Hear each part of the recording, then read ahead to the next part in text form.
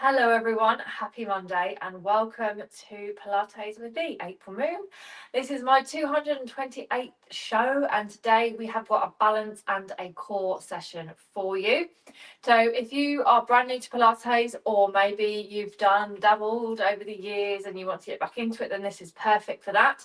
Of course, all my other classes are saved to the page as well, so you can always dip in and out. I try and do all of my sessions within 10 little minute sections as well. So if you've only got 10 minutes in a day, then the first 10 minutes is perfect. As always though, please go very carefully when performing these exercises. Don't go beyond your own limits. Know your body, listen to your body.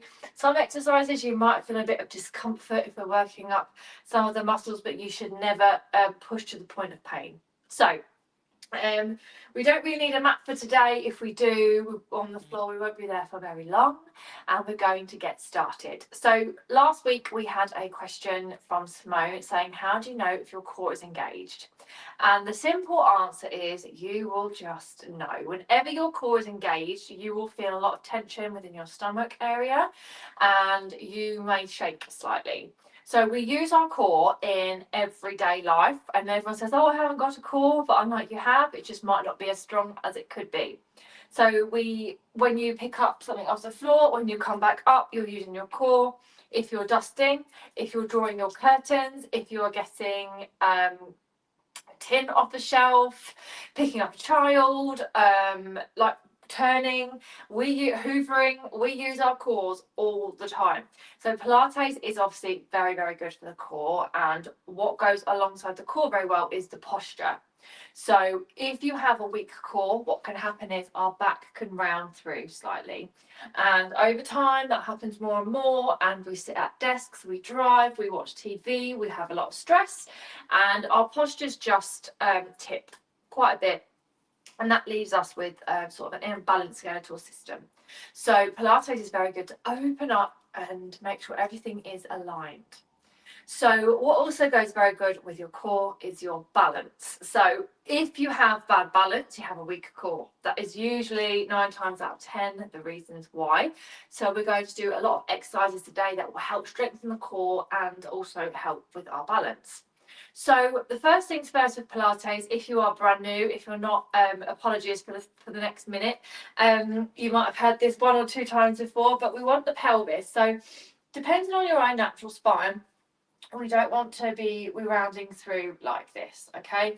This is how some people stand. It's what I call the Mr. Bean stance, where he just sort of like stands like this. And my back is very flat, my core's not engaged, my shoulders are rounding through. So if you stand like this is what we call by tucking the pelvis under. Take your fingertips underneath your hips and push back, and you have no choice but to extend your spine and create a lovely posture. So what you do have to be careful of though, me included in this, is that I have quite a large curvature in my lumbar spine, and that's the lower back. So when you push out too much, you are going to feel like, oh dear, I'm really extending out. So that is why tucking under will help you. So depending on your own natural spine will depend on what is the best position for you to stand in. So when I was doing my Pilates teacher training, this took me an entire month to get my head around. So if I've just fired this at you in about 2.5 minutes, please don't feel overwhelmed or confused. Watch this video back, and over time you will just know what's good, how to do your core, and how to tilt your pelvis as you should. So if you have sort of that rounding of the lower back, your core can't really work, because to be totally honest, it doesn't need to. But when you lift up, you'll begin to feel like, oh, everything's engaging. So first things first, in how to engage your core, is I want you just to squeeze your stomach. Just like contract your stomach muscles in, just tense your stomach and relax. Now that is your core engaging. So a lot of people think that to get a strong core, they need to do 100 sit-ups. That is absolutely not the case. And unfortunately, if you're trying to lose weight and you do 100 sit-ups, you're only going to appear larger and wider and bigger, because you're not working the core as it should be. You're working your abdominals. So your abdominals are different from your core. If you have a very strong core, for example, say like gymnasts, they will do a lot of exercises that will get like the core of the body, which is what Joseph Pilates said years ago is the powerhouse. And it's very true. If you have a weaker core, you're going to have a weaker body. So all I want you to do now is just squeeze that stomach and relax. So exhale, squeeze in, release, squeeze and release, and that's it. Now that is it. If you squeeze that core, you'll feel it.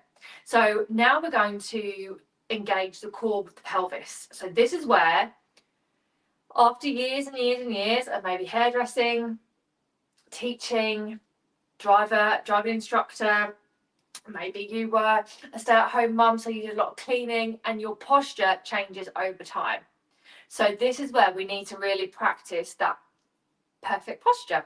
Okay, so this is also very, very good for men, because a lot of men also have heavy jobs, for example, like if you've been a builder, carpenter, a plasterer, a painter and decorator, maybe you've been a nurse, or you've been on your feet all the time, you know, you will start to twist your body, and our body loves repetitive movements. So therefore you'll find that one side is always stronger and longer than the other. So we do need to really try to retrain our bodies. So we stand with the neutral pelvis. So remember, that isn't tucking under, that isn't extending out, it's somewhere in between the two. And then what I want you to do is simply lift up your leg and pull it down and repeat. So to some people this looks like I'm just lifting my leg up and down, and that is what I'm doing. However, there is a difference between this and this. Now when your pelvis is in neutral, you physically cannot lift your knee up unless you have no hip joint. It's impossible. So this is why training the core and working your balance with Pilates is absolutely amazing for your entire body, head to toe.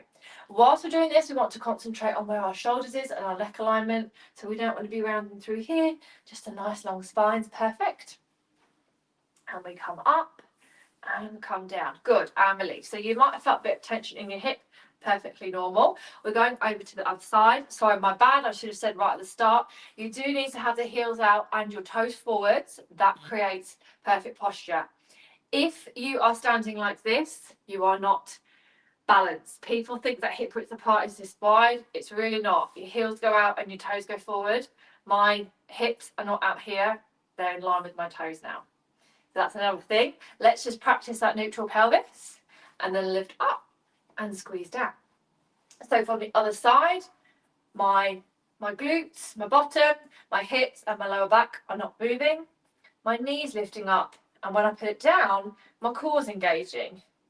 And if you squeeze into that core like we did right at the start, then that is also going to make a massive difference.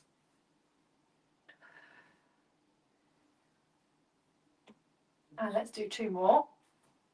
So if you find that you're a little bit wobbly, that's good. Oh, like me. I've been doing this for 8 years. So if you find you're a little bit wobbly, the reason why I said don't hold on is because I want you just to test yourself then as to how you were on your feet. So when you have one foot like on the floor, your entire body doesn't go into shock, but it's like, oh, our body's unbalanced. What do we need to do? So that's where your core kicks in. And it's the same as the other month when it was very icy and frosty and snowy. I nearly fell over and I went like this. So after 8 years of being a Pilates teacher, my core kicked in and it helped me. So as we get older, that core strength goes. This is why sometimes some accidents happen a bit more. Everything changes within the body, but your core will always remain the same. So that's why I try and teach people as best I can, engage the core and really let it allow yourself to be very mindful when you use it in everyday life. So if you found that the first round of that was you were quite wobbly on your feet, then you can just gently hold on. So it is up to you, because I do this for all ages and abilities. It doesn't matter if it's your first class or 100th class. You can hold on with a good support, as long as you're not too far away from the wall so you lean. You might find that just one finger on the wall psychologically will make all the difference. Or you might want to just have it and then just be aware that it's there and try and hover your hand off, okay? So there's different things for you. If you're quite experienced, then what you can do is still be hip width apart, no matter whatever position you're in, holding on or not, you still need that hip width apart position. Pelvis is still neutral. And now we're going to lift it up, and I want you to imagine you're pushing sand down with your foot. And when you do that, you should feel like a rectangle really engaging in your core.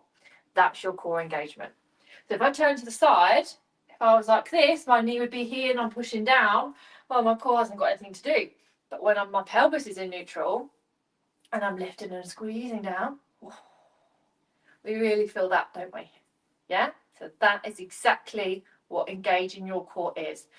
If you have a neutral pelvis, your alignment within your shoulders and your neck is fine, your hip widths apart, you shouldn't find it too hard to engage your core. That is like the fundamental basics of Pilates. People think it's very complicated, and I say it's really, really not. I promise you, it's quite simple. You just have to know how to position your body. What I will say though is if you have high or low blood pressure, it's very, very, very important, especially with high blood pressure, when you're engaging your core, you exhale. Okay, it can create quite an imbalance within your body blood pressure wise, and it's almost borderline dangerous. Okay, so I don't wish to scare anyone, but when you're working your core, exhale. So when we're lifting up with this leg, we breathe in, we exhale and come down. So I'm checking in with my pelvis, I'm going to lift up and I'm squeezing down. And that's all there is to it for now. So let's do a few more. Now, also as well, what can make you off balance? If you've got a carpet, hard floor is best for these sort of exercises. But obviously, if you're on a carpet or a thick rug or a thick mat, then you're helping your core a little bit more because you've got a bit of a challenge before you get started. And if you have any sort of like tinnitus, vertigo, ear pressure, and relax, sometimes when we're starting to get hay fever season, my sinuses get very bunged up and my ears start to feel a bit funny and my balance goes off. So don't be too upset, annoyed if your body is reacting as well. There is more to balance than obviously just working your body. It's also what goes on in the face and the head. So now we've done that, I want you to give a little stretch off. And we're now going to move the body in a different plane of movement.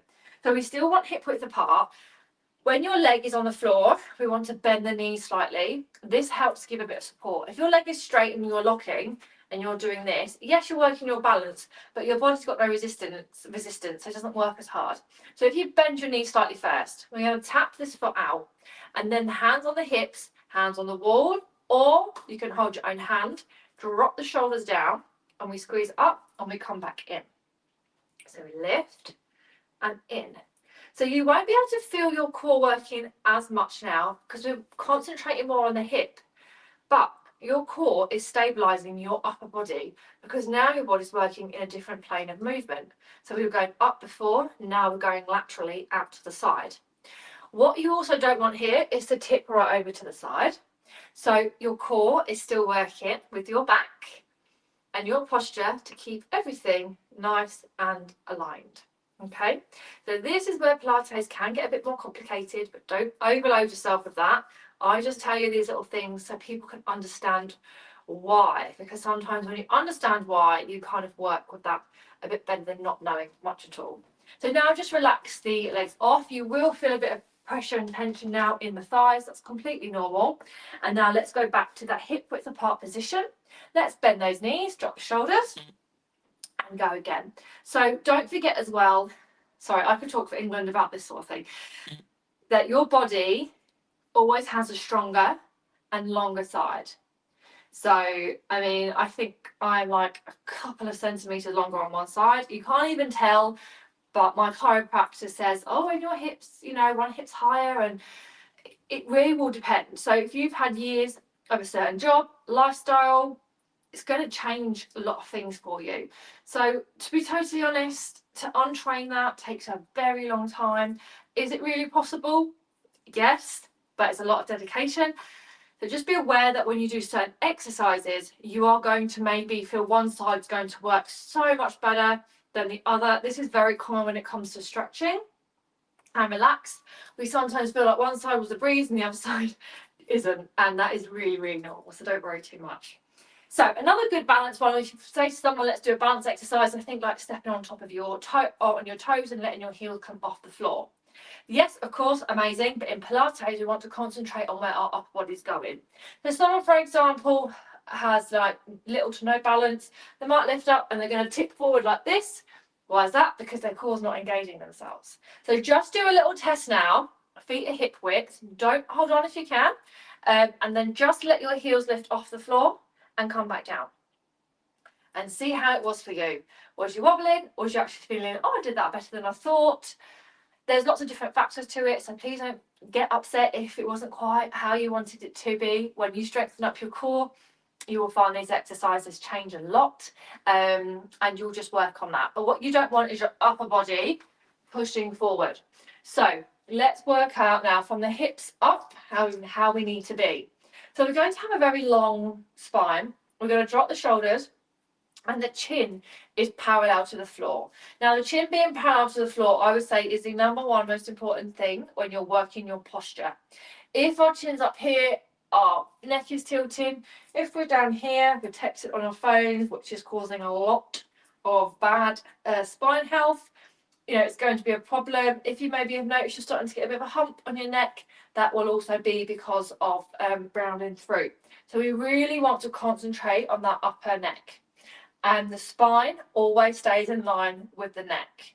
In Pilates, that's not the number one rule. There's so many number one rules, but let's just say it's the number one rule. Your neck always stays in line with your spine, whether you're squatting, curling up, doing a back extension, working your legs, whatever it may be, your neck stays in line with the spine. So here, if we're coming up onto our toes, our spine is long and our neck is just sitting on top of it. So this is a really good one to do in front of a mirror, or you could film yourself if you wish. If maybe it's a New Year's resolution, you want to get really fit and healthy, work on that posture, then that's a really good one to do. But just take your time, because it's it's not a sprint race. It's a nice long journey to get there. It doesn't take too long if you're nice and consistent. So feet are hip width. Your pelvis is in neutral, so we don't want to stand like this. We don't want to push out. We want to be somewhere in the middle. The shoulders are down and the chin is parallel to that floor. The eye line is looking straight in front. A lot of yoga teachers will say, find your drishti, find your point that isn't moving, and that is your focus point. And when you're ready, we're going to lift up, let those heels lift off the floor and lower back down. So when we get a bit more advanced into this, we control the speed. But for right now, all I want you to do is just practice coming up and down. Now, if you are finding you're a little bit wobbly and you want a bit of aid, then hold on to a wall or place one finger there, or maybe just hover off something that's stable on the floor.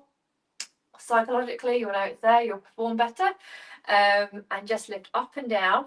And now just check in with your posture. Have you felt that you've tipped forward slightly? Do you feel a bit of pressure in your neck? Just see how you feel, correct it as best you can, and then come back down. So with this sort of exercise, you don't really feel your core engaging. It's more of a strong core, allows you to balance better. But for the sake of this, let's squeeze up and then just squeeze into the core and then lower down. So just engage your core a little bit. Lift and lower. Good. Let's do two more. Squeeze it down and lift back up. And come down. Wonderful. Now, a lot of people say to me, wow, that's very good. My calves feel like they are on fire. That is very normal when you're doing these, because your calves are very small muscles and therefore they will feel fatigued a lot quicker. So let's just have a quick stretch of the back of the body now. So we're going to nod the chin round through those shoulders, bend those knees, roll all the way down. And now when we're here, just fold over. It doesn't matter how perfect this looks. This is more about releasing tension from the lower back and the legs. So just breathe in and out.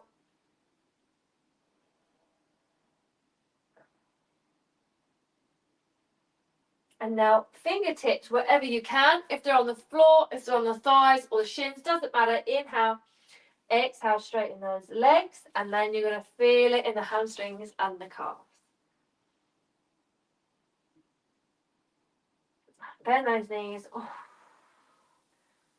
And then gently lift up. Wonderful. Okay, so now we're going to really turn on our cores and we're going to move the arms and the legs. The more your arms and legs are moving, the more your core has to do.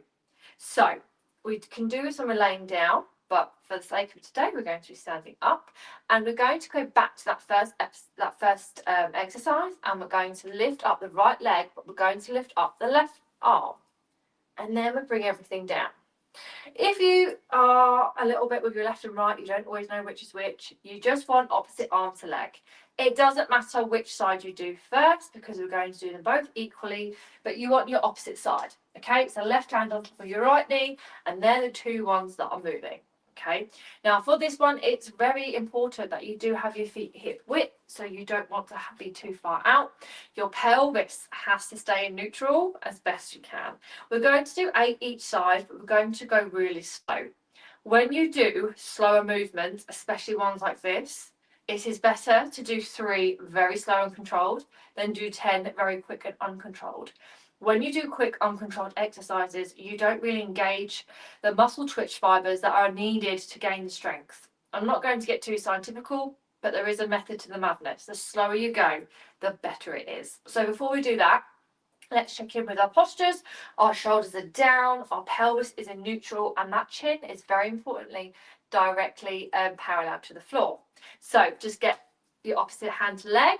If you want, first of all, just bring that right leg up and then lower it down, and then lift up the left arm and lower down, and now both together. So the leg and the arm lifts, and then everything comes down really slow. Now you should feel that core engagement. If you don't feel the core engagement, it's because you're probably doing this. You're tucking your pelvis. You need to untuck the pelvis. So we need to be like this. So if I lift up, my pelvis is staying very, very, very still. Let's keep going. So lift up. Squeeze. Good. Drop the shoulders.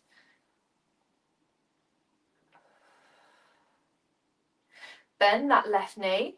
So a few exercises ago, I said we just always need to make sure that the supporting leg or arm has a slight bend. This is just so we don't irritate the joints. Good, let's do, I've lost count, so 2 more for luck, as I like to say. Last one.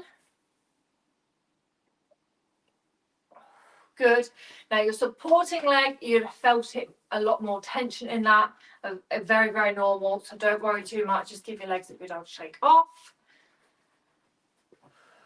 Good, and then let's go over to the other side. So drop those shoulders down, right hand, left leg, or whichever side you didn't do before. Let's lift up that left leg, bend that supporting knee, coming up, and we're lowering. The other arm is coming up and coming down. Chin is parallel, we're nice and level, we're nice and our posture's perfect. And then let's lift up, take your time, and then come back down.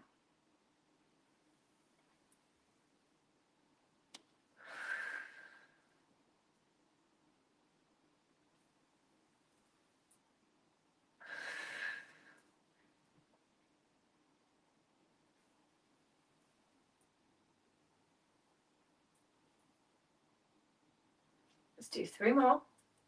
So keep the chin, keep everything nice and controlled. You'll feel this leg firing up now. And last one. And release, well done. Give those legs a good old shake off.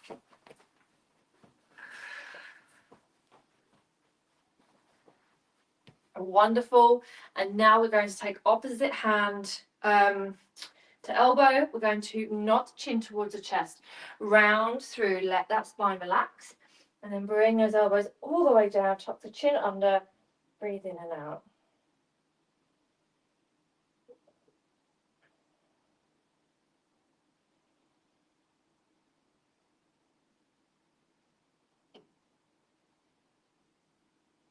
Now release the hands wherever you can. Inhale, exhale, straighten those legs as best you can. Tuck that chin under. And gently round through and come up. Well done. So what can happen is if you are new to Pilates and you just practice that. Sometimes you stick your glutes out too much and your lower back starts to pinch.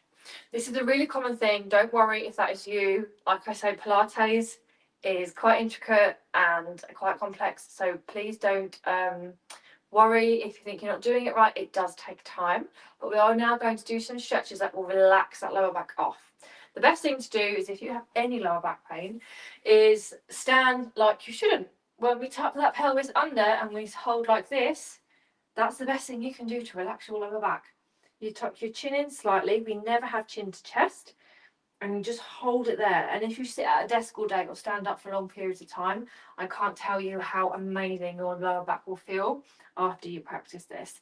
And then we lift up. Inhale. And now, to make it a bit deeper, hold your own hand, nod, and then try and get the back of the hands to touch the floor. You won't do, but that's the aim.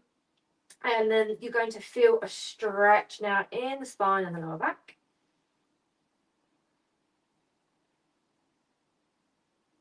And lift off.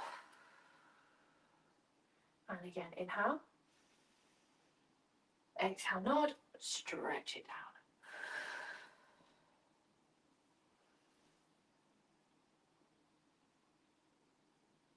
And release. Wonderful. Take the hands in front of the chest, drop the shoulders, round through that spine, and hold it there. Again, you're stretching and relaxing the middle back, going to the lower back.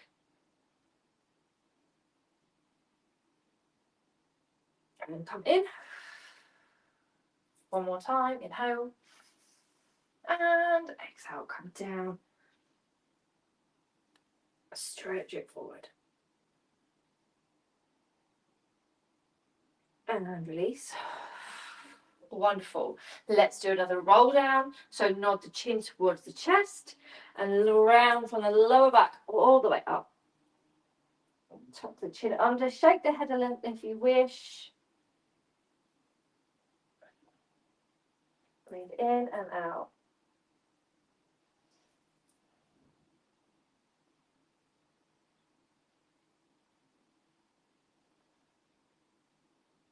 And then if you want to, you can just sway side to side.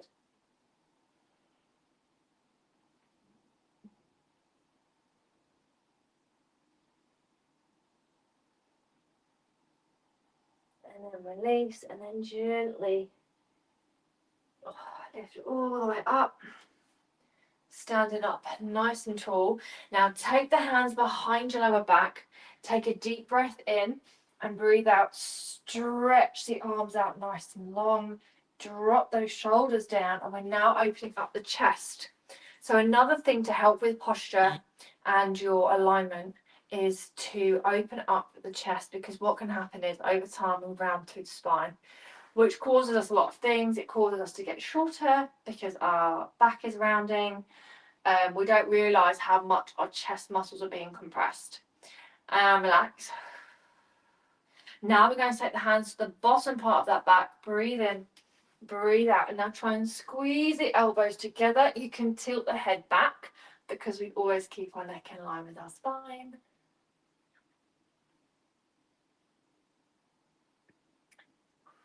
And release. Wonderful. And then inhale, lift those arms up. Exhale, lower. Inhale, lift. Exhale, lower. And inhale, lift. And exhale, lower. Wonderful, and thank you all so much for joining me. I really hope you found this helpful. Please do comment below if there's anything else you'd like to see from me. This is always saved to the page, and you can do the first 10 minutes here and there just to help strengthen up everything and keep your body nice and aligned. It's been a pleasure to teach you, and I'll see you all next Monday at 12 o'clock for a seated Pilates class. Take care. Bye bye.